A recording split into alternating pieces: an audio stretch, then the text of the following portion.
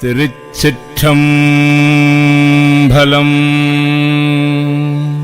ஐயனால கொடுக்குறாங்களா? யாருக்காக கொடுக்குறாங்க? சாமிக்காக கொடுக்குறாங்க. சாமிக்கு நாம தொண்டு செய்யறதுனாலையும் சாமியோட திருநாமத்தை எப்ப பார்த்தாலும் சிவாய நம சிவாய நம நமச்சு நமக நமகன்னு சொல்ற கம்யூனிட்டி யாரு? சிவாய நம மட்டும்தான் சொல்லுவோம். பஞ்சாட்சரம் நமகன்னு சொல்லக்கூடாது. கோவிந்தாய நமக அது பெருமாளுக்கு சொல்றது. நமக்கு பஞ்சாட்சரம் சிவாய நம நமச்சிவாய. பக்தருக்கும் அடியாருக்கு என்ன வித்தியாசம் தெரியுமா? பக்தருக்கு அடியாருக்கு என்ன வித்தியாசம் தெரியுமா?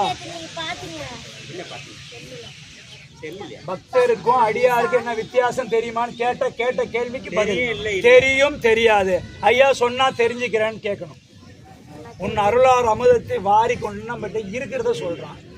பக்தர்னா என்னன்னா ஒரு கும்பாபிஷேகம், ஒரு திருவிழா, ஒரு 10 நாள் உற்சவம் நடக்குது.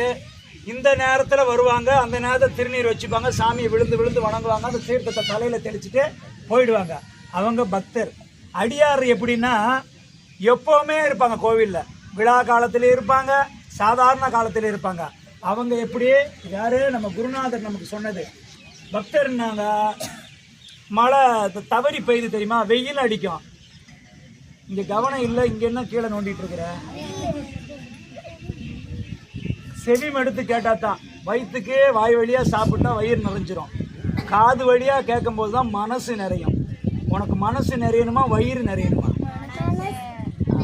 அப்போனா நீங்கள் நான் சொல்கிறதெல்லாம் கேட்டுக்கிட்டே இரு. நைட்டுக்கு சாப்பாடு சாப்பிடாத. எப்போவுமே பெரியவங்க சொல்லும் போது காது கொடுத்து கேட்கணும். நான் கேட்டதனுடைய விளைவு தான் இன்றைக்கி உங்களுக்கு சொல்கிறேன். நான் படித்தது வெறும் 4 தான். ஆமாம், இந்த அளவுக்கு சொல்கிறோன்னா குருநாதருடைய வாக்கும் பெரியவங்களுடைய அவங்க பேசுகிறத நம்ம செவிமெடுத்து கேட்டதுனா. அப்போ பக்தர்னா என்னன்னா திடீர்னு வெயிலும் அடிக்கும், மழையும் பெய்யும். பார்த்துருக்கீங்களா? அது மழை காலமே இருக்காது. அது மாதிரி தான் பக்தருடைய வழிபாடு. நம்ம அப்படி கிடையாது. இப்போ என்ன மழை? எந்த மாதத்தில் மழை வரும்? கார்த்திகை மாதமான மழை வரும். நம்ம பருவத்துக்கு பெய்கிற மழை. பக்தர்கள்லாம் பருவம் தவறி பெய்கிற மழை. அப்போ நாம் கண்டிஷனாக சொல்லலாம், ஏய் கார்த்திகை மாதம் மழை வரும் அப்படின்னா மழை வரும். இதுதான் பக்தருக்கும் அடியாருக்குள்ள வித்தியாசம். நீங்கள் பக்தராக இருக்க போகிறீங்களா அடியாராக இருக்க போகிறீங்களான்னு நீங்கள் தான் முடிவு பண்ணுவோம். இப்போ உங்களை பார்த்தா இந்த உத்திராட்சத்தை கழுத்தில் கட்டினதை பார்த்தா உங்களை சிவாயனம் பண்ணுவாங்க. நெத்தியில் திருநீர் 2 அடையாளம் தான்.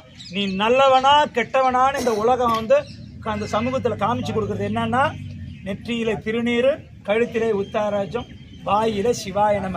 இந்த 3 செஞ்சே என்ன பண்ணுவோம். இப்போ உங்களை பார்த்தா இந்த உத்திராட்சத்தை கழுத்தில் கட்டினதை பார்த்தா உங்களை சிவாயனம் பண்ணுவாங்க. நெத்தியில் திருநீர் 2 அடையாளம் தான்.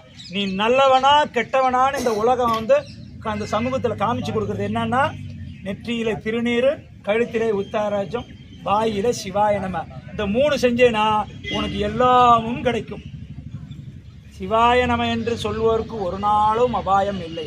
அப்போ உங்கள் தகுதியெல்லாம் உயரணும் அப்படின்னா சிவாய நமமோ திருநீரும் உத்திராட்சமும் எப்போவுமே நம்ம கழுத்தில் இருந்துக்கிட்டே இருக்கணும். உத்திராட்சை கட்டுறதுக்கு ஒரு நாளும் நம்ம வெக்கப்படக்கூடாது. எல்லாராலையும் கட்ட முடியுதா? இங்கே வந்திருக்கிறாங்க 1000 பேர் வந்திருக்கிறாங்க. 1000 பேர் உத்திராட்சம் கட்டியிருக்கிறாங்களா? கிடையாது. அவங்களுக்கு அது தெரியல.